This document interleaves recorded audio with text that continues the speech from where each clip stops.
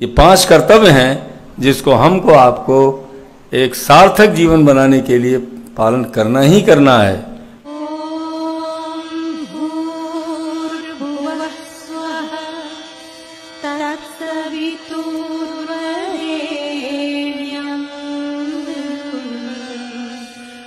भर्गो देवस्य धीमहि धियो यो नः प्रचोदयात्।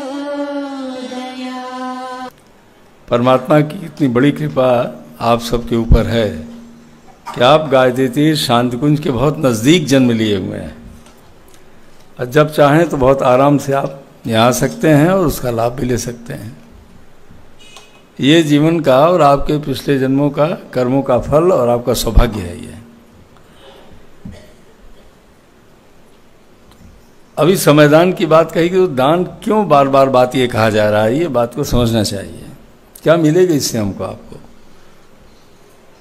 पहले एक मोटी बात हर व्यक्ति को समझना चाहिए कि हमको मानव जीवन क्यों मिला हुआ है, किस लिए मिला है और उसको कैसे हमको जीना चाहिए।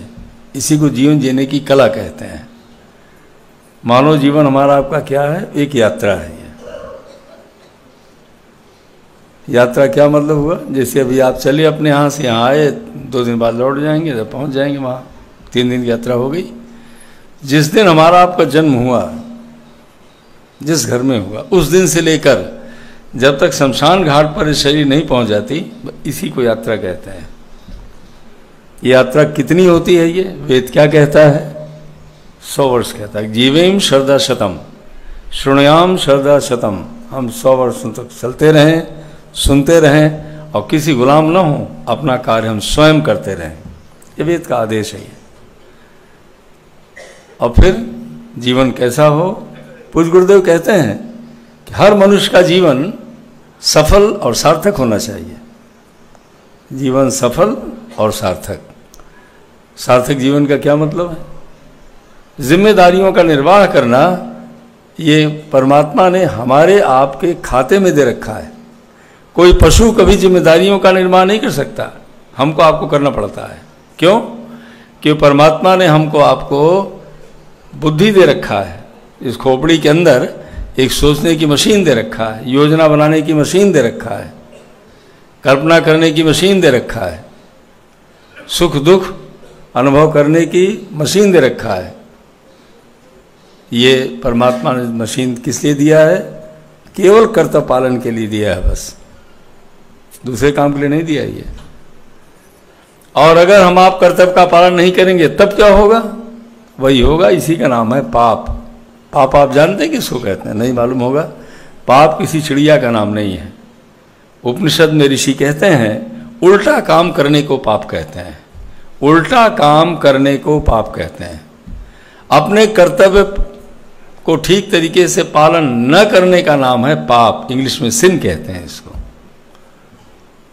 हमारा आपके कर्तव्य है। पूज्य गुरुदेव लिखते हैं प्रज्ञा पुराण भाग 1 में, ऋषि कहते हैं ये 5 कर्तव्य हैं जिसको हमको आपको एक सार्थक जीवन बनाने के लिए पालन करना ही करना है। कोई शॉर्टकट इसमें नहीं है। पहला क्या कर्तव्य है? ये शरीर को स्वस्थ रखना, ये पहला कर्तव्य है। ये शरीर भगवान का मंदिर है, आप नित्य पाठ इसको करते हैं। दूसरा कर्तव्य क्या है? अपने दिमाग को संतुलित बनाए रखना, एक बैलेंस्ड ब्रेन का आदमी होना, बैलेंस्ड माइंड का आदमी होना। हर व्यक्ति के जीवन में ऊंचा और नीचा आता ही रहता है, लेकिन ऊंचा और नीचे में संतुलन को बनाए रखना ये मनुष्य का काम है, पशु का नहीं है ये। तीसरा कर्तव्य क्या है? अपने परिवार के अंदर अच्छे संस्कारों को देना। बच्चों में, माता पिता में, भाई बहन में, जो परिवार के सदस्य हैं उनके अंदर अच्छे संस्कारों को डाल देना और राष्ट्र का एक अच्छा नागरिक बना देना। चौथा कर्तव्य क्या है? समाज के ऋण से उऋण होना, इसको समाज सेवा कहते हैं। हम आप एक सामाजिक प्राणी हैं। अकेले कभी हमारा आपका विकास नहीं हो सकता है। आप कल्पना करिए, जब आप पैदा हुए थे तब माँ ने कितना किया, पिता ने कितना किया, फिर भाई बहन इष्ट मित्रों ने कितना किया। जब हर व्यक्ति सहयोग कर रहा है तब हम आगे बढ़ रहे हैं। हम सहयोग ले तो रहे हैं, लेकिन क्या वापस नहीं करेंगे क्या उसको? नहीं, करना पड़ेगा। ये ऋण है ये। अगर हम उस ऋण को अदा नहीं करते तो ऋण लेकर के जब कोई व्यक्ति जाता है तो जानते क्या होता है? बड़ा भारीपन महसूस करता है, उसको नींद नहीं आती उसको। आपने तो नहीं देखा है, हमको 50 साल MBBS पास आउट किए हुए लखनऊ मेडिकल कॉलेज से, तब से हम आदमी ही देख रहे हैं। हम लोग आते हैं, कितने बड़ी अट्टालिकाएं बनी, कितने बड़े पद से रिटायर हुए हैं, लेकिन कभी इन्होंने वापस करने की बात नहीं सोची, और आकर कहते हैं डॉक्टर साहब क्या होता है, नींद ही नहीं आती। अंदर लगता है कुछ बड़ा खाली है।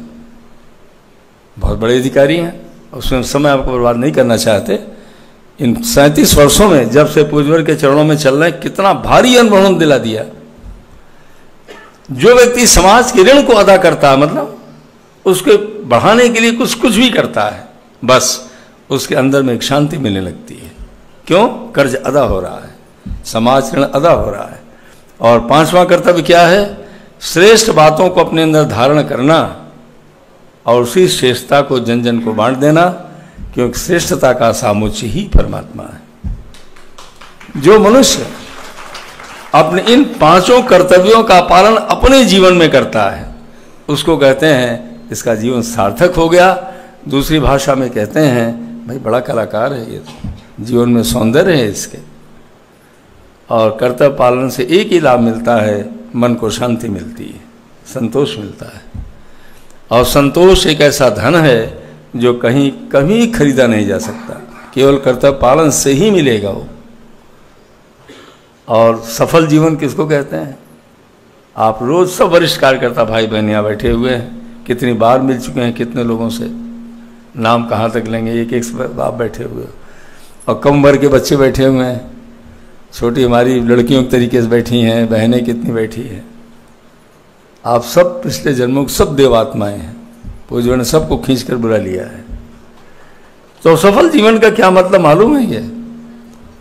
ये पहचान लेना कि मैं शरीर नहीं हूं, मैं एक चेतना हूं। इसको आत्मज्ञान कहते हैं। जो रोज हम आप प्रार्थना करते हैं, मृत्यु और माँ अमृतम गमय, मृत्यु नहीं, आप हमको अमरता का बोध कराइए। माता जी कहते कि नहीं कहती? पूज्यवर कहते कि नहीं कहते? तमसो माँ ज्योतिर्गमय, असतो माँ सदगमय। माँ मतलब नहीं, मृत्यु और माँ अमृतम गमय। हे परमात्मा, मृत्यु नहीं, अमरता का बोध कराइए हमको आप। पूज्य गुरुदेव फिर लिखते हैं, किसी मनुष्य को अपने को शरीर समझना ये मृत्यु है, अपने को चेतना समझना यही अमरता है। कितनी सरल भाषा में गुरुदेव लिखते हैं। अरे शरीर तो पैदा हुए हम आप 8 पाउंड के थे कि नहीं थे, और अब आप देखिए बाल सफ़ेद है, सब बातें बदलती चली जाती हैं।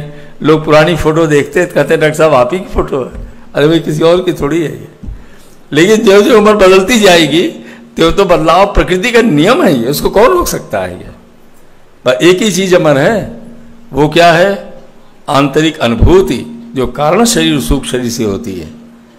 भगवान श्री कृष्ण ने अर्जुन को क्या दिखाया था?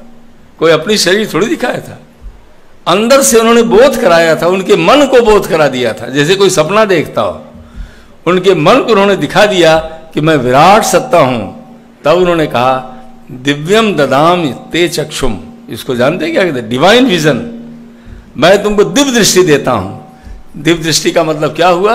अंदर की आंखों से सच्चाई का बोध कर लेना, महानता का बोध कर लेना, इसी को दिव्य दृष्टि कहते हैं। और इस आंख से कितना देखें तो आप सोचिए, आधा किलोमीटर। और कितना देखेंगे अंदर की आंख से? आप यहीं बैठे बैठे अपने घर जाइए और लौट आते हैं कि नहीं आते? ये कौन सी आंख देख रही है? मन की आंख देख रही है। इसे सूक्ष्म शरीर कहते हैं। कब ये महामानव जब कोई बोध कराते हैं, इसी अंदर के मन को बोध करा देते हैं कि बेटा तुम ये हो। अब प्रश्न ये पैदा होता है कि हमारा सफल और सार्थक जीवन क्या हो सकता है? हमारा 100% विश्वास है, और आप कितनों भाइयों का अनुभव हो गया होगा, हमारा 100% विश्वास है इस पर, कोई कम नहीं है उसमें। अब इतनी उम्र में, इतने वर्षों में गुरुदेव ने करा दिया, विश्वास पैदा कर दिया। हाँ हो सकता है। क्यों हो सकता है?